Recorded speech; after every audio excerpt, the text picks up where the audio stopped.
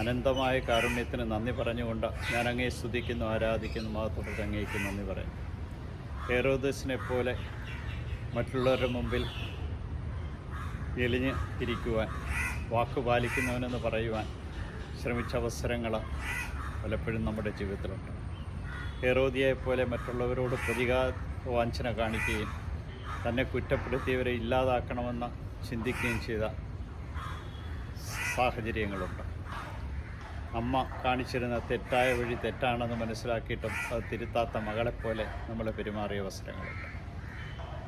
സത്യവും നീതിയും നെല്ലിട വിട്ടുകൊടുക്കാതെ ദൈവം ആഗ്രഹിക്കുന്ന രീതിയിൽ ജീവിക്കുവാൻ ആഗ്രഹിച്ച ഹെരോദീസിനെ പോലെ, സ്നാപയോഹന്നാനെ പോലെ ജീവൻ പോലും ബലി കൊടുത്തുകൊണ്ട് ദൈവസ്നേഹത്തിൻ്റെ മുമ്പിൽ നിൽക്കുവാൻ കഴിഞ്ഞ അവസരങ്ങൾ നമ്മുടെ ജീവിതത്തിലുണ്ട്.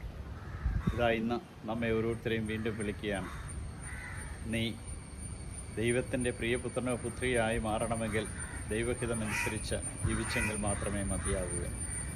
നല്ല ദൈവമേ, സ്നാപയോഹന്നാൻ്റെ ശിരച്ഛേദത്തിൻ്റെ തിരുനാൾ ആഘോഷിക്കുമ്പോൾ അത്ഭുതകരമായ ജനനത്തിലൂടെ സ്നാപയോഹന്നാൻ മുന്നോടിയായി ക്രിസ്തുവിനെ ചൂണ്ടിക്കാണിച്ചു കൊടുത്തു. തൻ്റെ ജീവിതം തന്നെ മറ്റുള്ളവർക്കൊരു സാക്ഷ്യത്തിനായിട്ട് തൻ്റെ ജീവിതം സമർപ്പിച്ചു. ജലത്താൽ യേശുവിന് സ്നാനം നൽകിക്കൊണ്ട് പ്രവാചകരിൽ വലിയ പ്രവാചകനാണെന്ന് വെളിപ്പെടുത്തി കൊടുത്തു.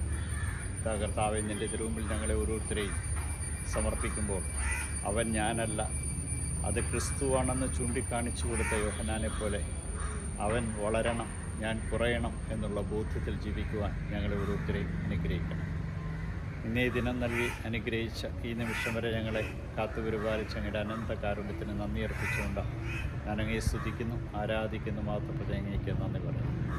ദൂതന്മാരുടെ രാജാവായ നസറേക്കാരൻ യേശുവെ പെട്ടെന്നുള്ള മരണത്തിൽ അപകടങ്ങളെ കാത്തുള്ളൂ. പ്രഭാതത്തിൽ എഴുന്നേറ്റ് നിന്നെ മഹത്വപ്പെടുത്തുവാൻ തക്കവിധം ഈ രാത്രിയിൽ സുഖമായ നിദ്ര നൽകി അനുഗ്രഹിക്കണം. അസ്വസ്ഥപ്പെടുന്ന എല്ലാ ഹൃദയങ്ങളെയും ഇന്ന് വിശുദ്ധീകരിക്കുകയും ശക്തിപ്പെടുത്തുകയും സൗഖ്യപ്പെടുത്തുകയും ചെയ്യണം. ഈശോയെ നന്ദി, ഈശോയെ സ്തുതി, ഈശോയെ ആരാധന.